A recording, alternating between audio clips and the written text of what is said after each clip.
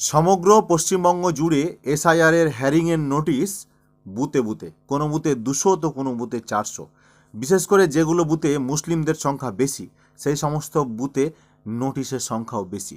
বাদ যায়নি আমাদের মালদাও, বাদ যায়নি আমাদের রতুয়া 48 বিধানসভাও। আমি রতুয়া 48 বিধানসভার 14টি অঞ্চলের মানুষের কাছে একান্তভাবে আবেদন জানাই। রতুয়া 1 নম্বর ব্লকের চাঁদমুনি 1 নম্বর গ্রাম পঞ্চায়েত, চাঁদমুনি 2 নম্বর গ্রাম পঞ্চায়েত, শামসি, ভাদো, বাহারাল, রতুয়া, দেবীপুর, কাহালা, মহানন্দাটোলা এবং বিলাইমারি। রতুয়া 2 থেকে যে 4টা অঞ্চল সম্বলপুর, আয়াডাঙ্গা, পুখুরিয়া এবং পরানপুর, এই 14টি অঞ্চলের মানুষের কাছে হাত জোর করে আবেদন জানাচ্ছি। এখন আপনাদের বিভ্রান্ত হলে হবে না। এখন আপনারা একে অপরের দিকে কাদা ছুড়াছুড়ি করবেন না। এখন আপনারা রাজনীতির নামে একে অপরের গায়ে কাদা ছুড়াছুড়িটা বন্ধ করুন। এখন আপনারা সকলে মিলে ঐক্যবদ্ধভাবে এক জায়গায় আসুন, নচেত আগামী দিনে মহাবিপদ। আপনারা যদি এখন ঐক্যবদ্ধ না হতে পারেন, না হলে আপনার গ্রামের মানুষগুলোর ভোট কেটে যাবে। হ্যারিং নিয়ে যে সমস্যার সৃষ্টি হয়েছে, এই সমস্যার সমাধান যদি আপনারা ঐক্যবদ্ধ হয়ে না করেন, তাহলে কিন্তু আপনার গ্রামের অনেক ভোটার তালিকা থেকে নামটা কেটে যেতে পারে, বাদ হয়ে যেতে পারে, তার ভোটার তালিকা থেকে নামটা ডিভোটার হয়ে যেতে পারে সে।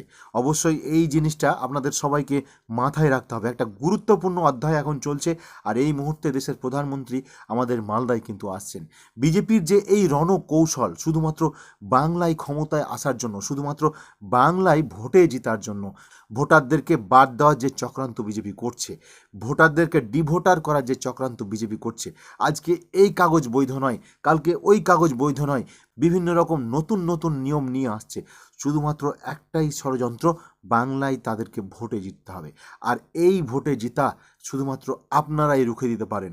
আপনাদেরকে সবাইকে আমি আবেদন করব, এই সময় আপনারা সবাই মিলে ঐক্যবদ্ধ হন এবং আগামী দিনে যে নির্বাচন আসছে, এই নির্বাচনে লড়াই করার আগে আপনার অস্ত্রটা হলো ভোটার কার্ড।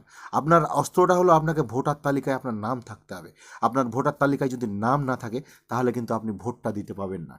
অতএব এই জিনিসটা মাথায় সবাইকে রাখতে হবে। আর যখনই আপনি ভোটটা দিতে পারবেন না, তখন আপনার গণতান্ত্রিক অধিকারটা আপনি প্রয়োগ করতে পারলেন না। সেখানে কিছু ভোটের ব্যবধানে হয়তো বিজেপি ভোটে জিতে যেতে পারে, হয়তো বিজেপি ক্ষমতায় আসতে পারে, হয়তো বিজেপি সরকারে আসতে পারে। আর বিজেপি সরকারে আসলে কি হচ্ছে বিভিন্ন বিজেপি শাসিত রাজ্যগুলোতে আপনারা স্পষ্ট বুঝতে পারছেন। আমি আবেদন করব রতুয়া বিধানসভার 14টি অঞ্চলের মানুষের কাছে, আবেদন করব সকল ভোটারের কাছে, আপনারা ঐক্যবদ্ধ হন, এক জায়গাতে আসুন, যাতে আমরা এই হ্যারিংয়ের বিরুদ্ধে, এই এসআইআরের বিরুদ্ধে বৃহত্তর আন্দোলন গড়ে তুলতে পারি, যেভাবে সারা পশ্চিমবঙ্গে সবাই ঐক্যবদ্ধ হচ্ছে। সবাইকে অনুরোধ করব আপনারা ঐক্যবদ্ধ হন এবং আমরা বৃহত্তর আন্দোলন গড়ে তুলি। এই এসআইআরের নামে যে বাংলার মানুষকে হয়রানি করা হচ্ছে, মালদা জেলার মানুষকে হয়রানি করা হচ্ছে, রতুয়া বিধানসভার 14টি অঞ্চলের মানুষকে হয়রানি করা হচ্ছে, এর বিরুদ্ধে আমরা ঐক্যবদ্ধ হই। ভালো থাকুন সকলে, দেখা হবে পরবর্তী ভিডিওতে, পরবর্তী আপডেট নিয়ে আপনাদের সামনে। আপনারা তৈরি থাকুন, ঐক্যবদ্ধ থাকুন, সকলে ভালো থাকুন, ধন্যবাদ।